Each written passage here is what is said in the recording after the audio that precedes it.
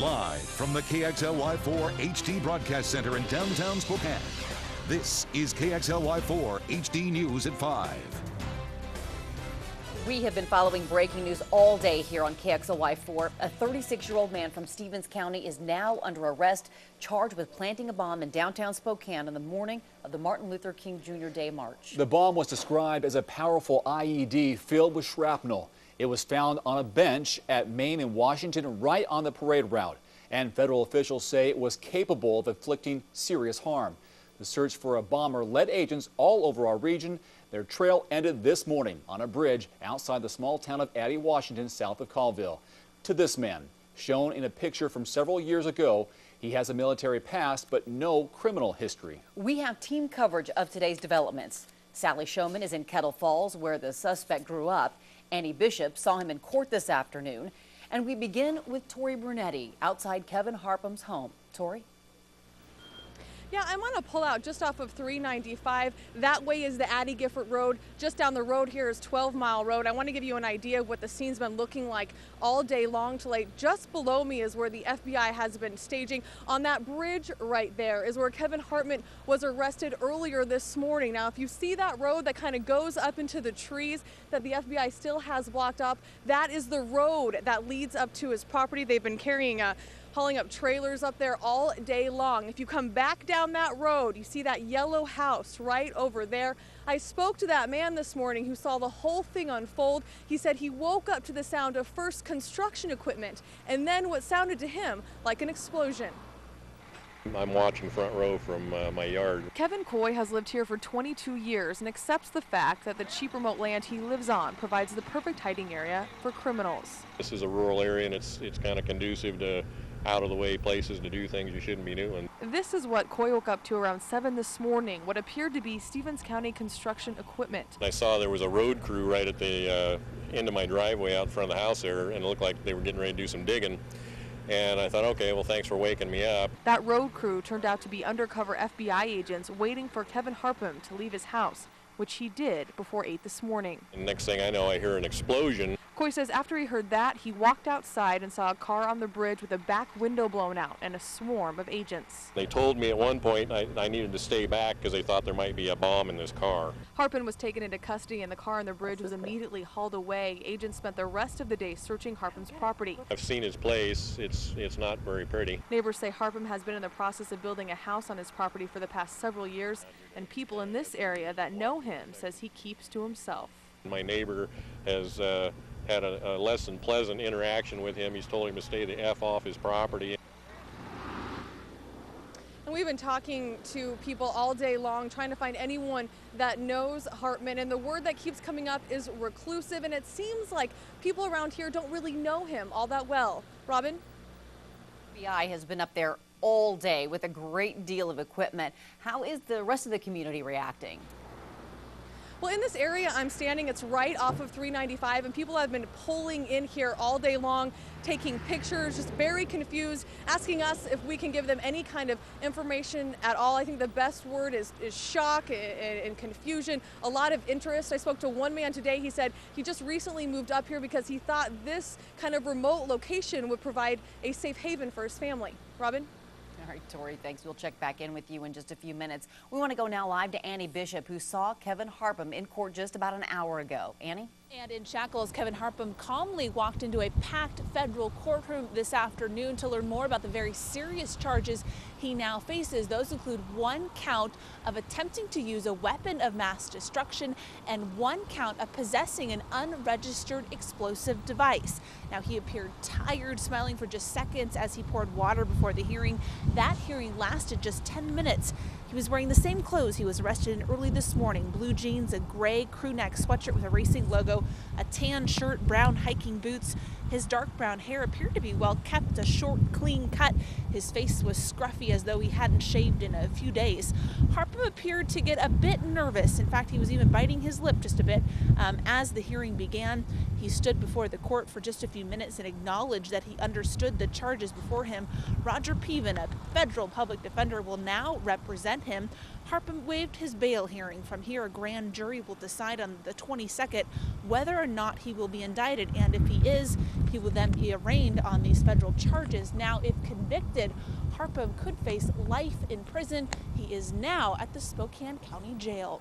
Reporting live, Andy Bishop, KXLY4 HD News. Annie, thank you. This attempted bombing shook our community to its core as innocent people, including children, were the intended targets. KXLY4's Tanya Dahl has been gathering local reaction to today's arrest. She is live where this whole thing started. Tanya.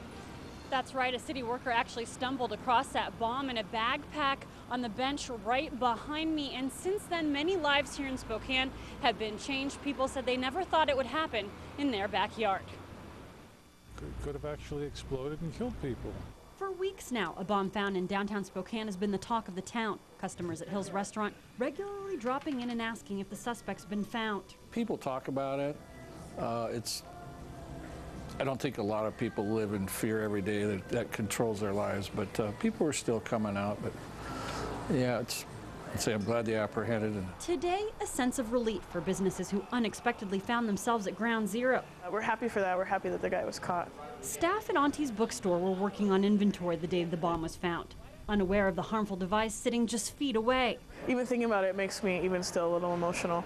We're really lucky, and our town was really lucky. Now that Kevin Harpham is in custody, manager Melissa Opel can breathe easy, but she's curious to know if a pamphlet found tucked away in a book inside the bookstore belonged to the 36-year-old. Shortly after, we found a pamphlet in one of our books that had some kind of racist book titles on them, and that was something we turned into the FBI. And so now we're kind of racking our brain, was this the group?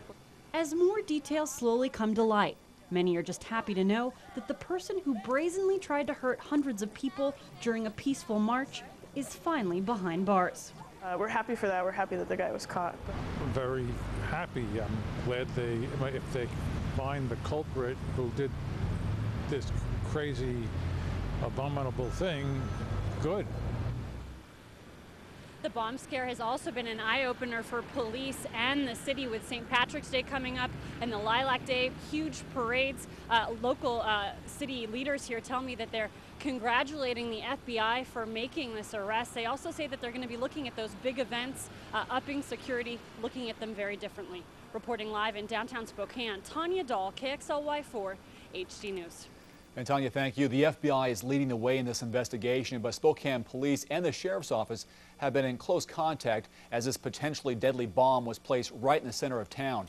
Today, the assistant chief praised the FBI for finding their suspect and says you can expect to see heightened police presence at future community events. Even though this person is in custody, this was a wake-up call for us, and we are not going to take any chances for the future events that are forthcoming. The assistant chief adds there is a sense of relief tonight, and he hopes that this arrest will put an end to this chapter. And this investigation started January 17th, nearly a month and a half ago, as hundreds of people prepared to march throughout downtown Spokane in honor of Martin Luther King Jr. KXLY4's Kalae Chock is live with more on how the bomb was discovered. And Robin, the parade route was scheduled to come along here through Maine. However, right here at this corner, Maine and Washington, is where an alert employee found that bomb. Tonight, that employee, who was working at the IMB Performing Arts Center, is credited for preventing a deadly disaster. The MLK parade route was quickly diverted as police blocked off this parking lot and started to investigate the suspicious backpack. By 1 o'clock, the Spokane bomb squad safely detonated the device, and the FBI took over. The bomb scare started a wave of speculation and left many on edge. It's so sad that it makes me cry. It really does. I mean, it's just ridiculous. Investigators spent endless hours searching the area on the ground and on top of the parkade where the bomber may have been watching and waiting to remotely trigger the bomb. This is probably going to go, well, anywhere from 100 to 300 feet. And this is going to take out windows. It's potentially going to damage cars. Anybody who's a pedestrian in the immediate vicinity is probably going to be injured and maybe even killed. The national media quickly picked up the story, and many local leaders feared it could damage Spokane's reputation. Then, a few days after the bomb was discovered, we learned how deadly it could have been. The bomb contained rat poison and shrapnel. If this was an explosive device with shrapnel built into it, then that becomes particularly lethal. I mean, this is an anti-personnel. This is meant to maim and kill. And while frightening, this bomb has also inspired the community to come together. The town has held town hall meetings. Neighborhoods have also come together. And on Valentine's Day, someone decorated this corner with Valentine's hearts, messages of hope and love. In downtown Spokane, I'm Kalae Chock, KXLY4 HD News. Kalae, thanks. It appears one of the biggest clues left behind in that backpack was a direct connection to the man arrested. The bomb was wrapped in 2 T-shirts. One was from the Relay for Life in Stevens County, the other from a student play at Jenkins High School in Chewelah. Days after the bomb was found, federal agents searched thrift stores in Colville and Chewelah looking for any leads the T-shirts could provide. Some speculated it was just a coincidence, but Kevin Harpham's arrest today shows the possible connection between those shirts and his home in nearby Addy. Well, we don't know a lot about Kevin Harpham at this time, just that he is a former soldier and has no real criminal history. But we do know where he grew up and that federal agents paid a visit to his family today. Harpham's dad still lives in Kettle Falls, where he lived off and on throughout his life. Late this afternoon, agents were still at his father's home. KXLY4 Sally Showman has reaction from that community. The people I spoke with here in Kettle Falls today say that Harpham is not representative of their community, and people like him are not welcome here. I don't like that reputation for our community and our county. Kettle Falls City Planner Dave Keeley says news is spreading quickly that a local man is reportedly behind the failed MLK bombing attempt. Kevin Harpham went to school at Kettle Falls High School through his junior year. The current superintendent of the district taught his freshman science class and remembers him as a normal teenager and a good student. Harpham's father, Cecil, still lives a couple of miles outside of Kettle Falls. Investigators spent the day at his house. I spoke briefly with him this morning and he said, quote, "Make this all stop."